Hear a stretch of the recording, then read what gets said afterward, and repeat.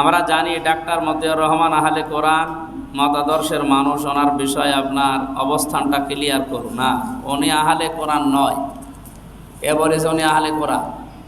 যারা বলে দূর থেকে ওনার সাথে না মিশে কথাগুলো ভালোভাবে পড়াশোনা না করে ওই শুনে শুনে, আমিও দূর থেকে শুনে শুনে ওইটাই করেছিলাম। বা কাছে যে বাস্তবতায় ওনার সাথে যতদিন মিশেছি, উনি কোরআন শুধু মানে হাদিস মানেন, এটা মিথ্যা কথা। আপনার মতো হাজার হাজার আলেমকে উনি পড়াতে পারবেন, সেই যোগ্যতা সেই এখলাস ওনার আছে। তারা উল্টা পাল্টা ফতোয়া দেবেন না আন্দাজে, কারণ আমি কিছু বললে শেষে আবার তহমত হয়ে যাবে। আপনি সঠিক জানেন না যেহেতু বলবেন না। ওনার বইগুলো পড়ে কিছু মতপার্থক্য বিভিন্ন আলেমের সাথে আছে, তাই বলে উনি কাফের হয়ে গেছে, মুতাজিলা হয়ে গেছে, এই সমস্ত কথা বলা ঠিক না। ওনার যে খেদমত তার 100 ভাগের 5 ভাগ আপনি করতে পারবেন না। উনি ইসলামের জন্য, মানবতার জন্য যে টাকা খরচ করে, আপনার 14 বংশ মিলে খরচ করতে পারবেন না। তার কাজের তো আপনি দাম দিতে হবে। আপনি কোনো দামও দেন না, নিজেও করেন না। মাসে কয় টাকা দান করেন আপনি? 10,000 টাকা ইসলামের জন্য খরচ করেন, মানবতার জন্য। ওনার প্রতি মাসে 10 কোটির ওপরে টাকা খরচ। যে লোকটা ইসলামের জন্য, মানবতার জন্য 10 কোটির উপরে টাকা খরচ করে, কেন ওই টাকা দিয়ে সে ঢাকা শহরে 10টা ফ্ল্যাট কিনতে পারতো না? কি দরকার ছিল তার? আন্দাজে এক নাম দিয়ে দিলেই হইল। আমি আবার বলছি, ওনার কিছু মতের সাথে আমাদের কিছু মতের মিল নেই। এই যে কলব নিয়ে উনি একটা মত দিয়েছে, বিভিন্ন আলেমের সাথে এটা মেলে না, এটা আমিও মানি না। ওনার সাথে আরও কিছু কিছু জিনিস আছে, মেলে না। হযরত ঈসা আলাইহিস সালাম যে উপরে গেছে, উনি আবার নামবে, এই বিষয়গুলো কিছু উনি ওনার মতো মত দিয়েছে। আলেমদের মতের সাথে ওনার মতের মিল নেই। তাই বলে উনি কোরআন মানে শুধু, হাদিস মানে না। না, হাদিসের নামে একটা বই বের করেছে। হাদিস যদি নাই মানবে তো বই বের করলো কী করি? এ কথা কে লিখেছেন আমি জানি না, এগুলো ঠিক না। ওনার সাথে মেশেন, ওনার বইগুলো পড়েন। কিছু মত পার্থক্য থাকবে, কেন ইমাম তাইমিয়ার সাথে মত পার্থক্য আমার নেই। হাজার হাজার মাসলা তার সাথে আমার মেলে না। কয় তারে তো আহলে কোরআন বলি না, কাফের বলি না। ইমাম আবু হানিফার সাথে অন্যান্য ইমামদের অনেক মত মেলে নাই। কয় তারা কি অশ্রদ্ধা করে, তাকে গালি দেয়?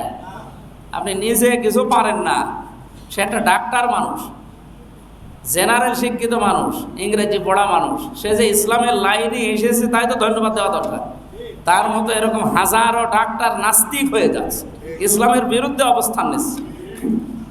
আমি বলছি না যে তার সব কাজই ভালো, কিন্তু তার কিছু কিছু কাজ আমার পছন্দ হয়, খুব ভালো লাগে। তার লোকটার ভেতরে এখলাস আছে, ওদার লোকটা খরচ করে অনেক ইসলামের জন্য, মানবতার জন্য। তার সাথে মিশার জন্য আহ্বান জানাচ্ছি। বইগুলো রসুলের বক্ষ বিদারণ শত শত হাদিস দ্বারা প্রমাণিত এ বিষয়ে মন্তব্য যাদের কাছে স্পষ্ট করুন না। এ বিষয়টা আধুনিক বিজ্ঞানের সাথে উনি কিছু মত দিয়েছে।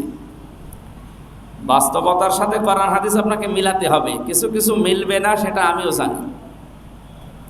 আমি 4টা বইয়ের রেফারেন্স দিয়েছিলাম বক্ষ বিদীর্ণ হওয়ার যে বিষয়গুলো হাদিস দ্বারা। এই বুক কেটে, এখান থেকে বুক কেটে কলিজা বের করে জমজমের পানি দিয়ে ধৌত করে পরিষ্কার করার যে নিয়ম নীতি আমরা পড়েছি, এটা কোনো অথেন্টিক হাদিস, বিশেষ করে যেটা যার পেছনে সনদ এবং মতন ঠিক আছে, এরকম কোনো হাদিস আপনি আমারে দেখান।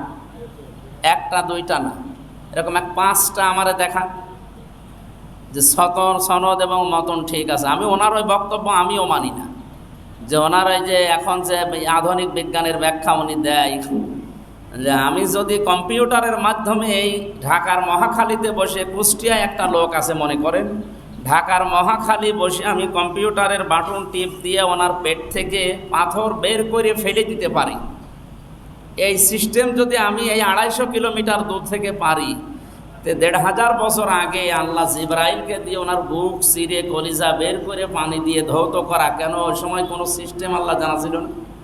এটা একটা মত পার্থক্যের বিষয়। কেউ বের করলো কি করলো না, এটা নিয়ে তো দরকার নেই। আপনার আসল বিষয় হচ্ছে ওনাকে আল্লাহ পবিত্র করেছিলেন। পবিত্র করার এই সিস্টেমটার সাথে অনেকের মতের মিল নেই। উনি একটা মত দিয়েছে, আমরা আর একটা মত দিয়েছি, অন্যান্য আলেমরা এক একটা মত দিয়েছে। হাদিস যেগুলো আছে বক্ষ বিদীর্ণের বিষয়ে, এগুলো চিন্তা ভাবনার বিষয়। আপনি হাদিস কি, সনদ কি, মতন কি কিছুই বোঝেন না, আপনার দ্বারা এগুলো হবে না। একটু বসতে হবে।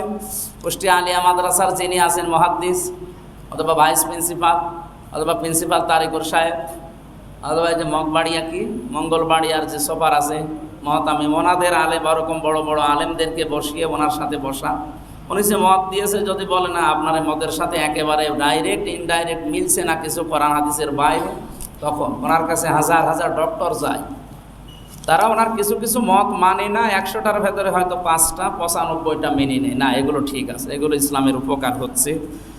এই হাদিসের মত পার্থক্য আছে বক্ষ বিদীর্ণের বিষয়, এটা পার্থক্য করার জন্য বসা লাগবে, 1-2 মিনিটের বিষয় না এটা।